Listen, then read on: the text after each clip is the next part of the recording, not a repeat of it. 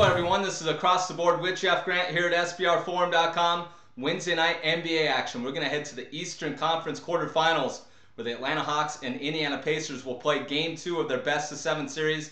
This one taking place at Bankers Life Fieldhouse. Opening tip at 7:30 Eastern Time on NBA TV. Pacers currently listed as 7-point home favorites, while the total is anywhere between 187 and 187.5. Of course, the Hawks dropped a 107-90 decision on Sunday in Game 1 as 7-point road underdogs.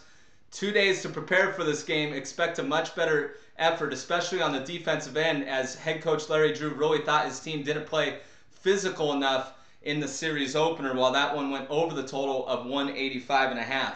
The Hawks have now dropped 3 straight games against the Pacers dating back to the regular season. They've allowed an average of 107 points in those contests, and the Hawks are 1-7 against the spread when playing with triple revenge since the start of the 2012-13 campaign, with the under going 6-2 in that situation. If you do look at the box score, though, you will notice that the Hawks did shoot 50% from the floor overall, but really didn't get to the free throw line, and when they did, they didn't take advantage of it. 7 of 14 from the charity stripe, while the Pacers were 30 of 34 in their free throw attempts. When you look at Indiana, of course, they have one of the better defensive teams in the league, finished second behind the Memphis Grizzlies, allowing 90.7 points per game. A lot of that has to do with the fact of how great they defend the perimeter, allowing opponents to shoot just 31.9% from three-point area, while Atlanta